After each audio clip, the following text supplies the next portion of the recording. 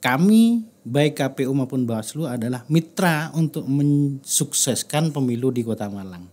Jadi kami memang harus saling mengingatkan, kami saling memberi informasi sehingga bisa meminimalisir terjadinya pelanggaran-pelanggaran baik oleh KPU sendiri atau oleh peserta pemilu atau oleh masyarakat yang terlibat aktif dalam proses pemilu.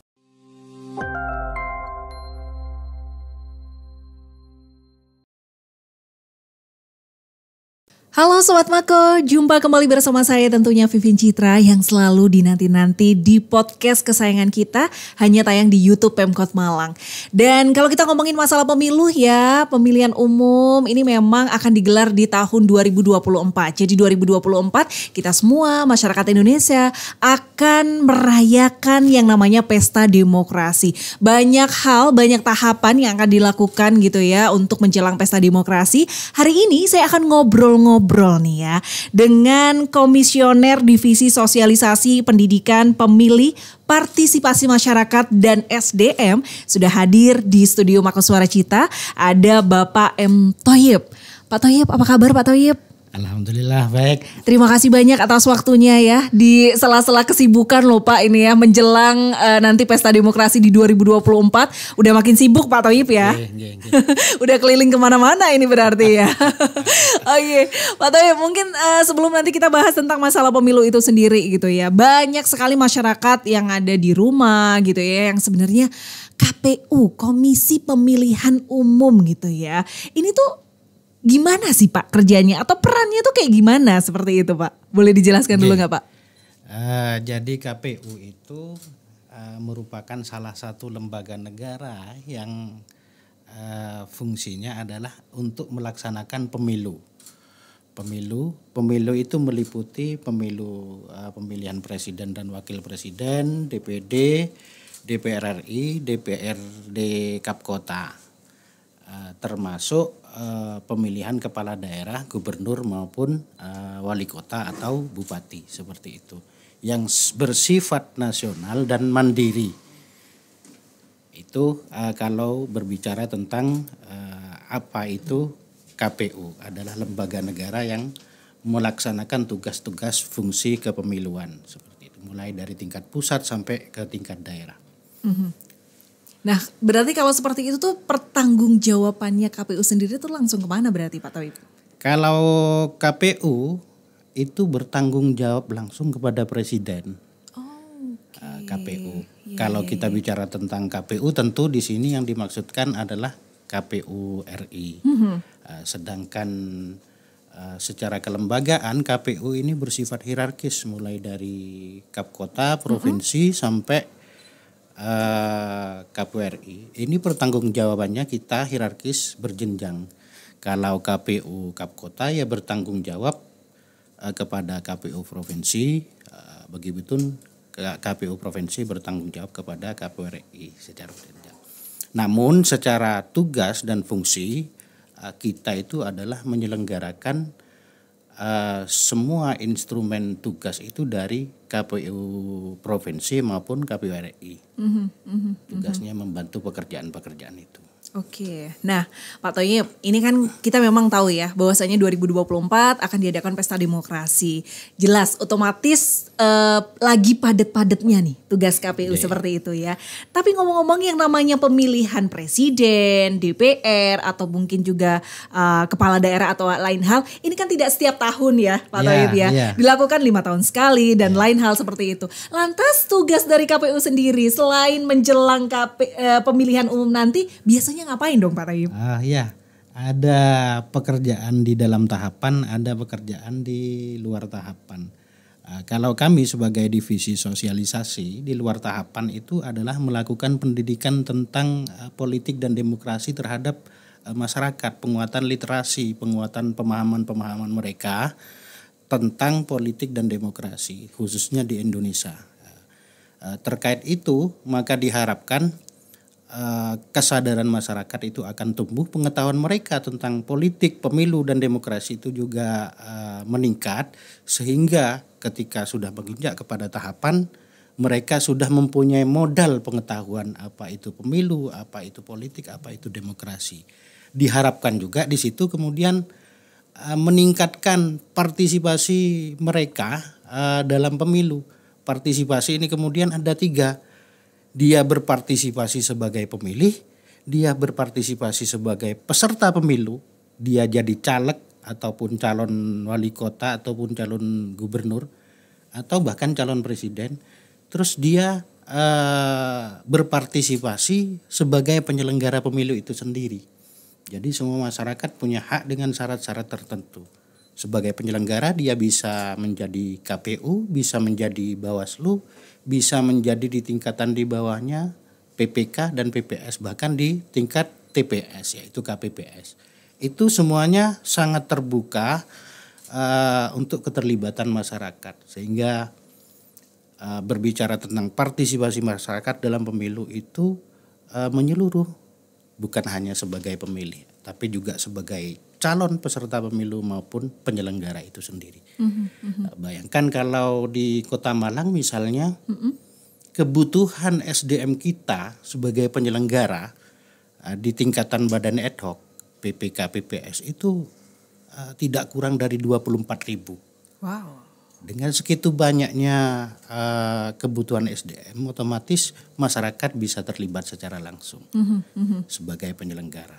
Nah dari 24 ini, kalau dari KPU sendiri sudah sesuai nggak sih SDM-nya atau tenaganya untuk bisa merangkul semua 24.000 ini Pak Tauhib?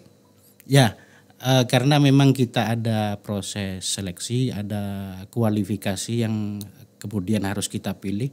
Tidak semuanya kemudian ideal sesuai dengan harapan kita, tapi setidaknya dengan melibatkan masyarakat juga bisa ikut bertanggung jawab bagaimana menyukseskan pemilu seperti itu. Kalau sejauh ini sih seperti apa sih Pak sosialisasi dari KPU sendiri kepada masyarakat gitu ya, apalagi ini sudah menjelang pemilu seperti itu ya, lebih seperti apa sosialisasinya? Ya.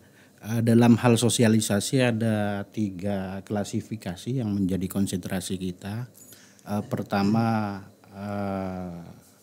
kelompok strategis, kelompok rentan dan kelompok lainnya. Di kelompok strategis ini kita bersosialisasi terhadap kelompok-kelompok yang solid yang mempunyai pengaruh terhadap lingkungan sekitar. Semisal anak-anak sekolah yang sudah menginjak menjadi pemilih, semisal tokoh masyarakat menjadi panutan bagi khalayak umum, atau semisal komunitas-komunitas tertentu yang mereka sangat berpengaruh terhadap dinamika lingkungan, itu menjadi kelompok strategis bagi kita. Terus ada sosialisasi kita yang menyasar kelompok-kelompok rentan, biasanya anak-anak jalanan, terus komunitas pinggiran yang selama ini jarang tersentuh dalam persoalan-persoalan politik dan pemilu, sehingga itu menjadi atau kelompok-kelompok atau daerah yang rawan konflik, rawan pelanggaran. Itu termasuk di kelompok rentan yang juga menjadi sasaran kita. Jadi treatmentnya dengan mengklasifikasi seperti itu kita bisa melakukan sosialisasi dengan tepat sasaran dan tepat cara untuk turun kepada mereka. Ini menarik, yang rawan konflik, ini menurut saya ini yang rawan konflik itu yang maksudnya kayak gimana Pak Tauhib? Misalnya kita mengaca kepada penyelenggaraan pemilu sebelumnya, di situ banyak terjadi pelanggaran, baik itu oleh peserta pemilu, oleh masyarakat itu sendiri, oleh penyelenggara. Sehingga itu menjadi perhatian khusus. Apa yang menjadi faktor-faktor pelanggaran itu banyak terjadi di situ. Atau rawan konflik. Setiap pergelaran pemilu, di situ selalu konflik masyarakatnya. Karena beda pilihan, karena beda golongan. Dan membuat mereka satu sama lain menjadi pecah belah, itu termasuk wilayah yang menjadi konsentrasi kita. Tapi alhamdulillah kalau kita mengamati pengalaman di Kota Malang, konflik sosial itu masih dalam kategori relatif rendah. Aman ya berarti ya. Iya, alhamdulillah. Nah Pak Tauhib ngomongin masalah pelanggaran nih ya. Biasanya itu kalau hal yang terjadi itu pelanggaran-pelanggaran seperti apa sih Pak Tauhib?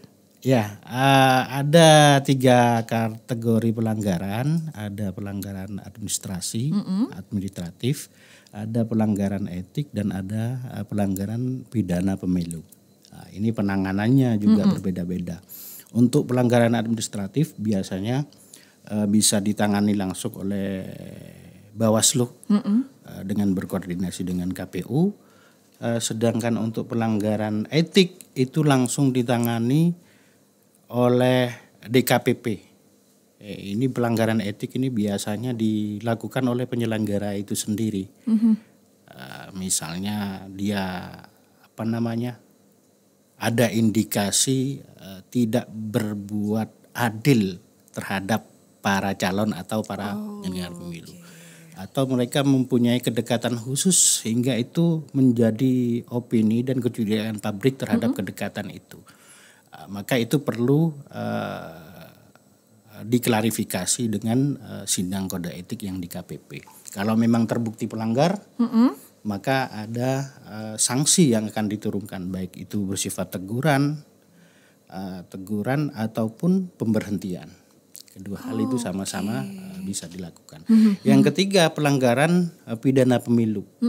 Itu juga merupakan proses yang dilakukan di Bawaslu, akan tetapi penanganannya dilimpahkan langsung ke Polri. Di tingkatan masing-masing. Berarti ini yang paling parah berarti ya. Udah yang fatal. Karena seperti itu ya. Ada unsur pidananya. Unsur pidananya. Nah Pak, kalau tadi kan dijelaskan gitu ya sama Pak Thoyib tentang Bawaslu, DKPP. Sebenarnya Bawaslu sendiri ini kan Badan Pengawas Pemilu ya. Ini termasuk rangkaian dari KPU sendiri atau memang beda seperti itu? Berbeda. Jadi penyelenggara pemilu itu memang ada 3, Mbak. Jadi penyelenggara pemilu itu adalah KPU sebagai pelaksana, terus Bawaslu sebagai pengawas, terus DKPP sebagai penanganan tentang etik penyelenggara. Etik penyelenggara yang dimaksud ini baik yang dilakukan oleh KPU maupun Bawaslu. Jadi ibaratnya DKPP ini hakim gitu ya. Bisa dibilang seperti itu ya Pak. Bahkan bisa memberhentikan. Bahkan bisa diberhentikan, luar biasa DKPP ini ya. Baik Pak Thoyib, selama perjalanan Pak Thoyib di KPU sendiri, sudah berapa tahun Pak di KPU Pak? Terhitung 4 tahun ya. 4 tahun ya, sudah 4 tahun sudah lumayan lah di sini ya. Biasanya jenis pelanggaran apa yang selama Pak Thoyib ada di KPU yang wah ini ada yang sampai kayak gini nih Mbak Citra, ada yang seperti ini. Pelanggaran-pelanggaran seperti apa yang mungkin sampai fatal gitu yang pernah dialami? Kalau di KPU Kota Malang sendiri, ya sebatas pelanggaran administrasi aja. Jadi untuk etik kita belum pernah. Tapi pelanggaran-pelanggaran administratif misalnya kekeliruan kita dalam mengadministrasikan tahapan-tahapan sehingga mendapat teguran kemudian disidangkan di Bawaslu Jawa Timur, kita pernah disidang juga. Sampai pernah disidang berarti Pak Thoyib. Berarti kan kalau sampai dipanggil Jawa Timur ini udah agak lumayan loh ya. Bisa tidak diselesaikan di ranah Kota Malang saja. Ya karena statusnya kita terlapor yang melaporkan Bawaslu Kota Malang. Baik. Disidangnya di Bawaslu Jawa Timur. Tapi itu merupakan tindakan yang positif bagi kami. Karena Bawaslu juga mencegah penyelenggara di tingkat KPU untuk melakukan hal-hal yang lebih jauh. Karena pelanggaran administratif terkait prosedur, proses, mekanisme ada yang diloncati, itu termasuk bagian dari penjagaan, tidak sampai ke wilayah yang lebih jauh lagi. Kami baik KPU maupun Bawaslu adalah mitra untuk mensukseskan pemilu di Kota Malang. Jadi kami memang harus saling mengingatkan, kami saling memberi informasi sehingga bisa meminimalisir terjadinya pelanggaran-pelanggaran baik oleh KPU sendiri atau oleh peserta pemilu atau oleh masyarakat yang terlibat aktif dalam proses pemilu. Gitu.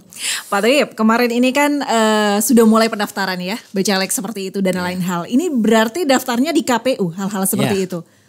Daftar di KPU. Bahasanya pengajuan calon yang dilakukan oleh partai. Sebenarnya peserta pemilu itu bukan calon legislatifnya tapi partai. Partainya. Kemudian partai mengajukan calon-calonnya siapa saja. Berarti ini udah mulai riwah ya Pak Thoyib ya.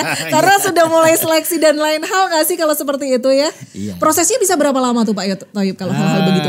Ini kemarin proses pengajuan itu mulai tanggal 1 sampai tanggal 14. Terus tanggal 15 sampai ke bulan Juni ini proses verifikasi persyaratan administratif. Jadi sudah diajukan, kita terima, dinyatakan lengkap dokumen-dokumennya. Kemudian saat ini berjalan proses verifikasi persyaratan-persyaratan apakah sudah benar. Kalau yang pertama pengajuan itu cukup ada saja, lengkap dan ada dan lengkap. Kalau sekarang ini yang kita verifikasi itu apakah benar data itu. Maka akan lebih mendalam lagi. Semisal ada dokumen-dokumen yang keliru atau ada dokumen yang dipalsukan dan yang lain-lain. Itu sudah ke arah situ. Berarti itu KPU yang men-screening semuanya seperti itu? Seperti itu. Oke, baik. Berarti tahapannya banyak ya Pak. Ketika sudah seperti ini, kemudian nanti ada yang namanya kampanye. Ini juga di bawah ranah KPU juga. Ya. Terus kemudian pemilihan. Setelah pemilihan masih ada tahapan lagi Pak? Ya pertanggungjawaban. Aduh, saya gak kebayang ya. Berarti ini bisa dibilang sampai berapa lama prosesnya ini ya. 2024 kerjanya Pak Thoyib gak kelar-kelar nih Sobat Maku ya. Baik, nah berarti strategi apa nih Pak Thoyib yang dilakukan KPU sendiri dalam pengawasan pemilu nanti seperti itu? Menjalankan pesta demokrasi nanti. Iya, sebenarnya kalau pengawasan itu adalah fungsi-fungsi yang melekat pada Bawaslu. Kita KPU kemungkinan yang kita lakukan adalah pengawasan internal SPIP, ada istilah pengawasan internal di kita itu yang mengawasi kinerja seluruh fungsionaris KPU mulai dari KPU Kota sampai ke badan ad hoc-nya. Selalu mengevaluasi kinerja mereka sehingga pengawasan internal lah itu yang berjalan sama memastikan bahwa semua tahapan, semua program kerja yang ada di KPU terlaksana dengan baik. Itu saja. Kalau berbicara tentang pengawasan secara umum maka itu ranahnya di Bawaslu. Karena badan pengawas seperti itu ya. Nah kira-kira nih Pak Thoyib ada berapa titik di Kota Malang untuk pemilihan nanti? Pastinya banyak ini ya Pak ya. Maksudnya titik apa? Untuk pemilihan. TPS atau apa? Kalau TPS itu sekitar 2.500 sekian. Ini yang termasuk data pemilih ini kan berjalan progresif, Mbak. Jadi data pemilih ini terus kita update dan kita sosialisasikan, kita umumkan terhadap masyarakat. Apabila di pengumuman yang kita tempel di kelurahan-kelurahan itu tidak terdapat nama salah satu masyarakat atau warga, maka dia bisa mengajukannya di KPU. Oh, kalau misalnya kita tidak terdaftar di tempat tinggal kita, berarti kita bisa daftar di KPU. Di petugas kami ada, di tingkat kelurahan itu ada namanya PPS, di tingkat kecamatan PPK. Jadi warga bisa langsung datang kepada mereka atau datang langsung ke KPU atau bisa juga kita mengetahui apakah kita sudah masuk daftar pemilih di KPU itu melalui cek DPT online itu ada. Ada aplikasi kita cek DPT online itu tinggal tulis nama sama NIK mungkin NIK, itu sudah diketahui. Nanti kita termasuk pemilih atau tidak berarti di situ ya. Karena kita ingin memastikan, Mbak, tidak ada satupun hak pilih dari warga negara khususnya Kota Malang ini yang tidak terfasilitasi hak suaranya. Kita pastikan itu. Dan memang kita sebagai warga negara yang baik harus menggunakan hak pilih kita gitu ya Pak Thoyib ya. Pak Thoyib, apakah ada ketentuan gitu ya dari KPU sendiri gitu dalam menjalankan nanti pesta demokrasi, entah itu kampanyenya seperti apa atau dan lain hal. Ada nggak sih ketentuan-ketentuan yang ditentukan oleh KPU sendiri? Oh iya, memang sudah ada regulasi. PKPU tentang kampanye ada sendiri. Terus PKPU tentang percalonan ada sendiri. Jadi setiap tahapan itu ada regulasinya. Dan regulasi itu tidak serta-merta keluar di awal, ditetapkan di awal. Oke. Tapi terkadang regulasi menjelang detik-detik tahapan itu terjadi baru regulasinya turun. Seperti itu yang sering terjadi.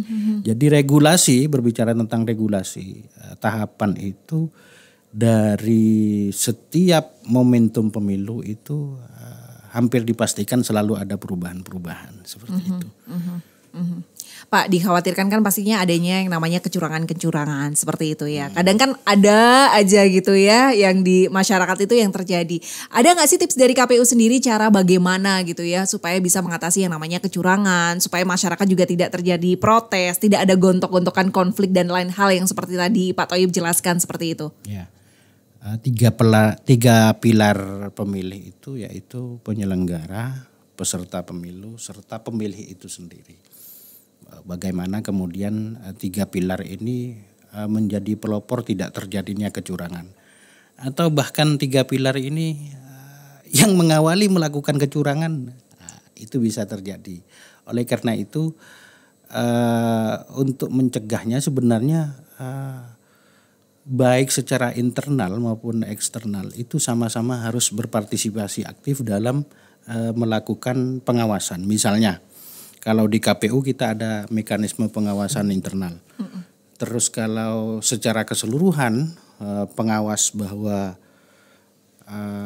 penyelenggaraan pemilu yang dilakukan oleh penyelenggara maupun peserta pemilu partai politik tidak ada pelanggaran-pelanggaran di situ dari kampanye, maka di situ ada Bawaslu. Kemudian dalam sistem demokrasi kita, di sistem pemilu kita juga membuka selebar-lebarnya, seluas-luasnya terhadap pengawasan yang dilakukan oleh masyarakat atau LSM atau lembaga-lembaga yang berkompeten dalam pemilu. Maka mereka berhak mendaftarkan lembaganya sebagai pengawas terhadap proses penyelenggaraan pemilu itu. Maka tidak bisa kemudian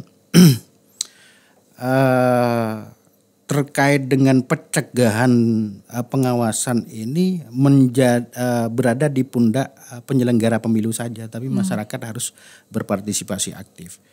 Oleh karena itu di internal kita juga misalnya terkait dengan keuangan sudah ada inspektorat internal KPU RI juga yang sering melakukan monitoring dan evaluasi terhadap kita. Selain itu di keuangan juga misalnya ada BPK yang juga sering melakukan sampling terhadap sistem keuangan yang dikelola oleh KPU. Maka sebenarnya pencegahan terhadap penyelenggaraan kecurangan terhadap penyelenggaraan pemilu ini butuh partisipasi berbagai pihak, dari pemerintahnya, terus dari penyelenggaranya KPU, Bawaslu maupun DKPP, terus dari LSM, NGO yang berkompetensi untuk mengawasi proses pemilu seperti itu. Pak, kita tahu ya sekarang ini yang namanya media sosial tuh mudah banget untuk diakses. Walhasil berita-berita hoax ini juga banyak. Saya di program kami gitu ya, siaran radio live streaming itu ada yang namanya berita hoax. Saya sering sekali menginformasikan mengenai KPU yang katanya dengan kode 00 ini bisa dinyatakan menang seperti itu ya. Kemudian belum terjadi pemilu tapi sudah ditentukan pemenangnya dan lain hal. Nah, dari KPU sendiri bagaimana menyikapi dengan adanya berita hoax yang marak sekali beredar? Jadi kalau kita melihat KPU ini kan sebenarnya sudah seperti akuarium ya Mbak ya. Sudah seperti akuarium yang isinya di dalamnya ikan apa saja, terus aksesoris apa saja yang ada di akuarium ini terlihat oleh publik. Jadi sangat mudah untuk melihat dan memantaunya. Saya kira itu sangat bisa diklarifikasi kalau memang KPU benar-benar melakukan kecurangan misalnya, sangat bisa diklarifikasi dengan melakukan pelaporan misalnya ke Bawaslu dengan bukti-bukti yang ada. Itu masyarakat bisa mengawal itu sebenarnya. Akan tetapi kan informasi media sosial ini data maupun sumber informasinya itu kan tidak jelas. Sehingga kita sangat terbuka untuk dilaporkan, kita sangat terbuka untuk dikritik. Justru yang beredar hanya isu-isu tanpa melakukan proses hukum. Kalau melakukan proses hukum ya akan lebih jelas kemudian bahwa apakah KPU itu benar-benar melakukan itu atau tidak. Tapi kan ini hanya seliuran informasi yang mempengaruhi masyarakat, sehingga bisa dikatakan informasi yang tidak menampilkan bukti terus selalu diulang-ulang, tapi tidak melalui mekanisme atau prosedur hukum dalam penanganannya, itu bisa dipastikan bisa dikatakan lebih banyak hoax itu. Karena kita negara hukum, siapapun berhak melaporkan kita, siapapun bisa memantau kita, dan kalaupun ada informasi yang mencurigakan bisa langsung melaporkan ke pihak yang berwenang seperti itu. Maka kita sebagai masyarakat dan warga negara setidaknya bisa melakukan filter, terutama kan informasi terkait dengan hoax, berita bohong ini biasanya mulai dari sumber, kemudian ke media sosial, bahkan kalau tidak kita bisa menyaringnya lagi, informasi di media sosial ini dijadikan sumber oleh media-media mainstream. Betul. Betul. Ini yang kemudian sangat ambigu. Media mainstream justru mengambil informasi primer dari media sosial yang tidak jelas dari mana, seperti itu. Oleh karena itu peran media itu sangat penting dalam hal menyaring informasi yang baik dan benar untuk dikonsumsi masyarakat. Saya melihat ada beberapa platform media online misalnya, itu ada semacam verifikasi apakah ini berita bohong atau benar. Ada beberapa media yang sudah melakukan itu. Lantas kalau misalnya kita pengen tahu nih dari sumbernya langsung di KPI sendiri, apa Pak bisa kita langsung ngeceknya di mana, websitenya atau mungkin juga media sosialnya? Kita sudah mempunyai semua media sosial sudah kita manfaatkan untuk sosialisasi, untuk publikasi, untuk melakukan edukasi terhadap masyarakat, termasuk kegiatan KPU juga ada. Baik Twitter, Facebook, Instagram, terus YouTube, ada yang namanya Garudia TV, itu juga kita ada podcast. Walaupun kemarin kita sempat mengalami masalah kena suspend karena ada kesalahan teknis sehingga data-data yang sebelumnya sudah kita rekam hilang ya. Jadi bisa langsung aja cek di websitenya KPU ya, sama juga media sosialnya KPU nih Sobat Mako ya. Jadi kalau misalnya memang saat ini udah semakin dekat yang namanya pesta demokrasi, kadang berita atau informasi berita hoaxnya, berita bohongnya tuh makin banyak ya Pak Thoyib ya. Pak Thoyib, kita balik lagi nih. Kalau tadi kan Pak Thoyib kan bilang bahwasannya yang mengajukan adalah partai seperti itu. Berarti bisa dibilang kalau partai politik ini termasuk kayak komponen yang penting nggak sih dalam sistem politik itu Pak?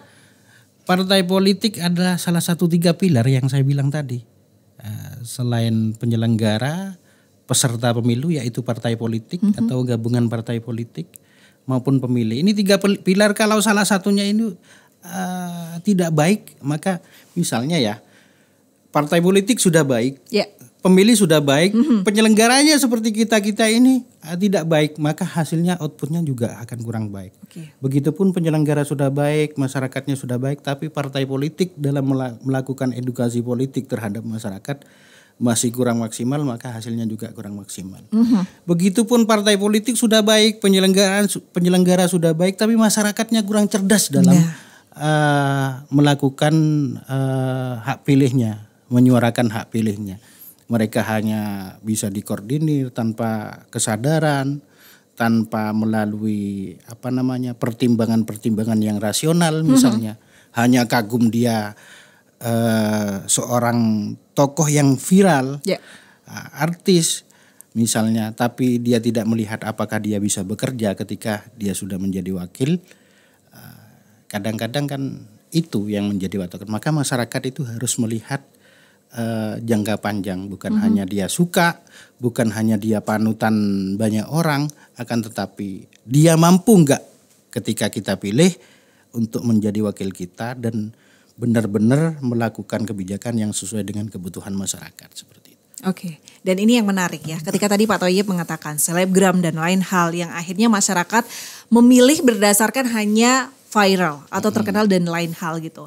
Terus sebenarnya kenapa sih Pak harus ada kita memilih gitu ya? Kalau misalnya ternyata karena banyak sekali kadang masyarakat itu tidak tahu sosok nanti yang jadi pemimpin itu seperti apa gitu ya. Kenapa harus diadakan pemilihan umum gitu. Kalau misalnya pemerintah sendiri bisa memilih, oh ini bisa jadi pemimpin gitu ya. Kenapa harus ada pemilihan umum gitu? Oh ya, karena memang pemilihan umum ini adalah sarana kedaulatan rakyat, Mbak. Di dalam negara demokrasi, pemilihan umum sarana kedaulatan rakyat.